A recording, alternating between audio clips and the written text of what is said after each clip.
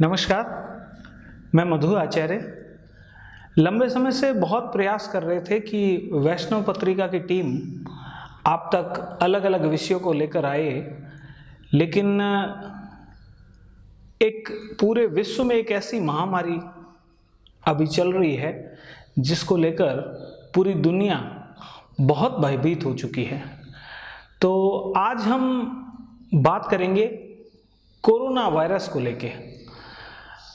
देखिए, पूरी दुनिया के जितने भी रिसर्च इंस्टीट्यूशन हैं, जितनी भी सरकारें हैं, जितने भी बड़े बड़े साइंटिस्ट हैं, वो सभी लोग बिना कोई तथ्य के पूरी दुनिया को भयभीत करने में लगे हैं। ऐसे में जब भी एक नई रिसर्च आती है तो एक नया भय दुनिया के सभी लोगों में आ जाता है।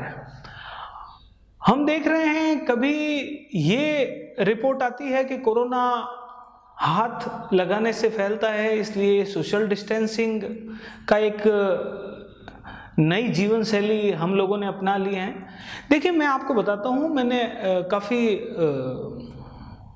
खोजबीन करने की कोशिश की है। इंटरनेशनल जितने भी रिसर्च इंस्टीट्यूशन हैं उनकी रिपोर्ट्स पढ़ने का प्रयास किया है, और उसके साथ साथ वैदिक परंपराएं जो हैं उनको भी पढ़ने का प्रयास किया है। मुझे ऐसा लगता है कि कोरोना एक महामारी नहीं है। कोरोना एक बहुत सामान्य सा एक बुखार है, जिसको जैसे हम पहले मलेरिया आया था भारत में, डेंगू आया था, स्वाइन फ्लू आया था, वैसे ही एक फीवर जिसको कहते हैं कि बुखार, वो एक बहुत सामान्य सा बुखार है। आप इससे बिल्कुल भयभीत नहीं हुए, क्योंकि पूरी दुनिया के कहीं के भी डाटा आप देख लीजिए, आप उनको पढ़ लीजिए, आपको समझ में आ जाएगा कि करीब 80 से 90% लोग कोरोना से ठीक हो रहे हैं। 1 to 1 ऐसी कोई भी कंट्री नहीं है जो 1 to 1 अपने नागरिक की कोरोना टेस्टिंग करा रही हो। पूरी दुनिया के पास कोई संसाधन नहीं है।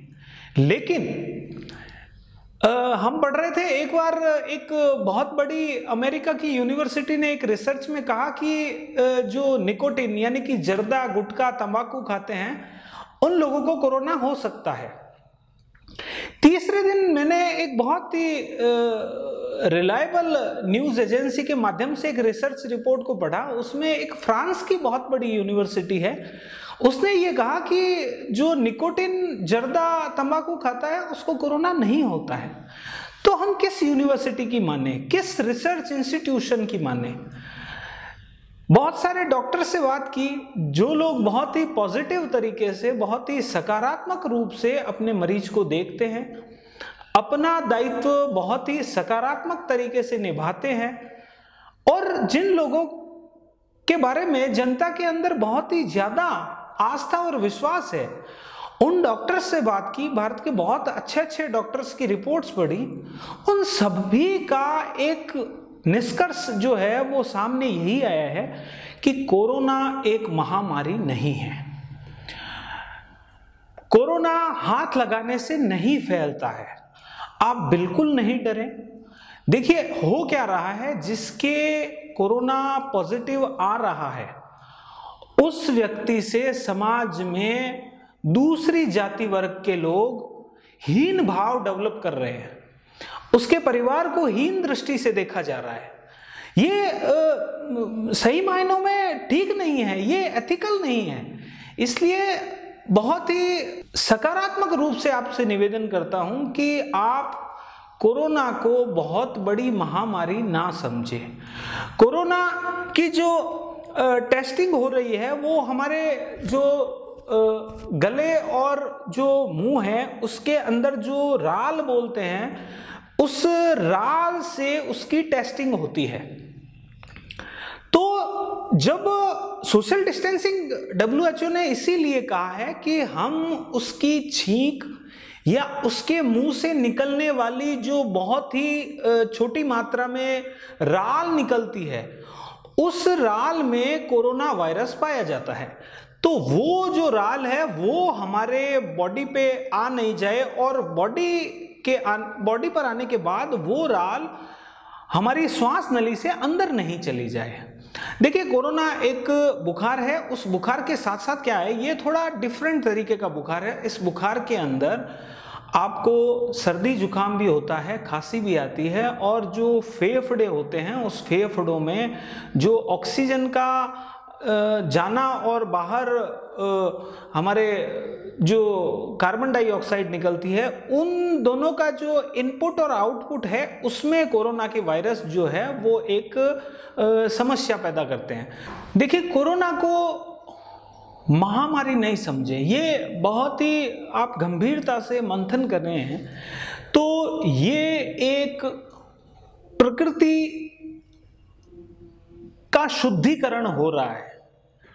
आप ये समझिए कि जो धरती, जो पृथ्वी थी, उसकी पुनरावृत्ति करने के लिए ये ईश्वरीय शक्ति काम कर रही है। हम तो सनातन पद्धति को मानने वाले लोग हैं और हम जो वैदिक ज्ञान है उसके हिसाब से ही जीवन यापन करने वाले लोग हैं, और सिर्फ भारत ही नहीं, पूरी विश्व में जो भारत की सनातन परंपरा है उसी को अपनाने वाले लोग हैं। देखिए, कोरोना ने क्या सिखाया है हमारे को, हम अपने परिवार से, अपने बिजनेस डेवलपमेंट को लेकर, अपनी जॉब में बहुत बड़े बड़े प्रमोशन को लेकर, राजनीति में कार्य करने वाले लोग बहुत बड़े पद प्राप्त करने के चक्कर में अपने परिवार से बहुत दूर हो चुके थे।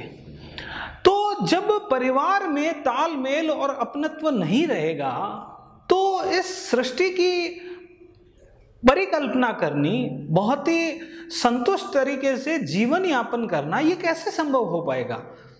तो अब ये ईश्वरीय शक्ति ने ऐसा एक कोरोना नाम का एक सकारात्मक, मैं तो कहूंगा इसको सकारात्मक वायरस, लोग अपने घर वालों के साथ रहने लगे, लोगों ने अपने परिवार, अपने रिश्तेदारों से कम्युनिकेशन गैप जो हो रखा था उसको कम करने का प्रयास किया।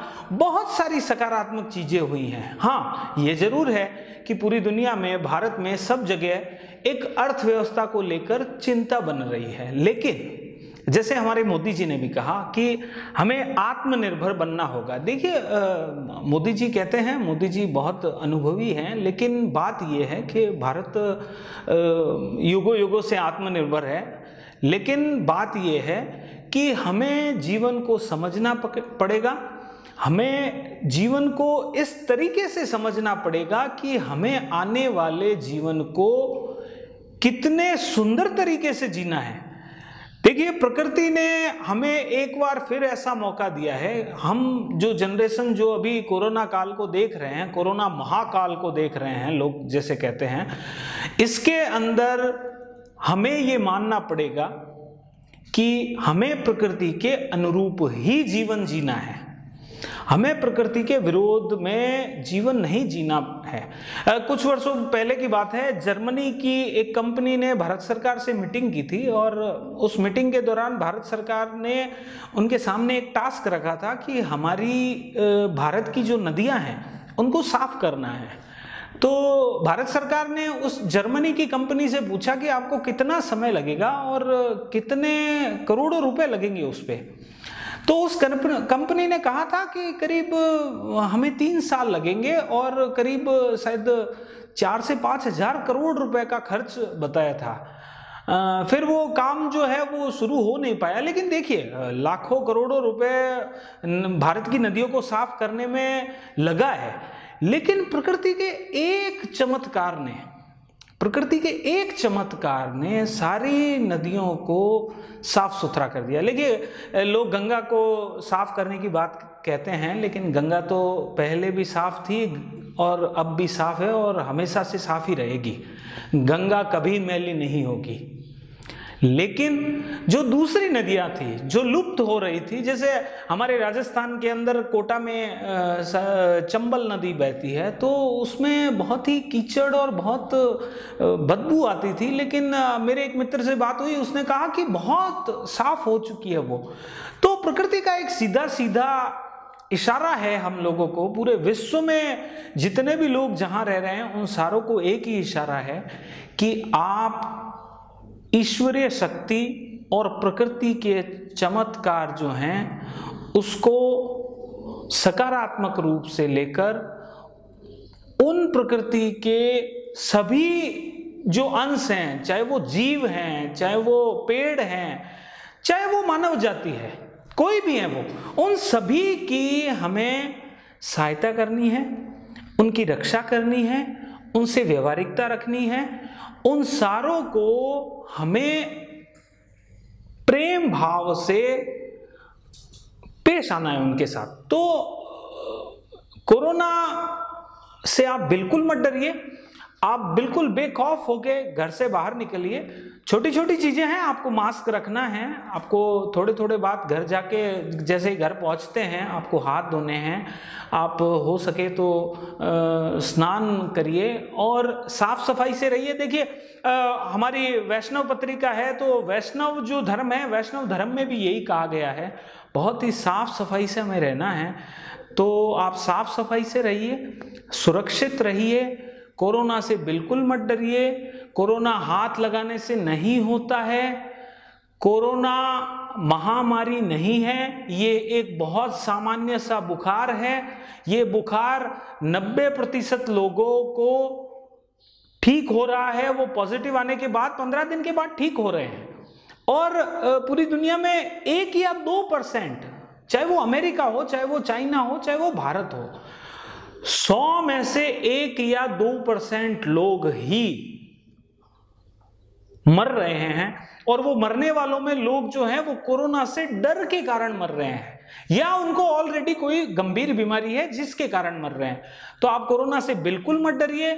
बहुत सारे विषय होंगे, बहुत सारे आपके सवाल होंगे जिनके सकारात्मक जवाब आपको अलग अलग न्यूज चैनलों पर, अलग अलग यूट्यूब चैनलों पर नहीं मिल रहे हैं। हम बार बार आपके साथ आएंगे और आपके विषयों पर मनन करेंगे, चिंतन करेंगे। घर में रहिए, सुरक्षित रहिए, परिवार को समय दीजिए और जीवन का भरपूर आनंद लीजिए। धन्यवाद।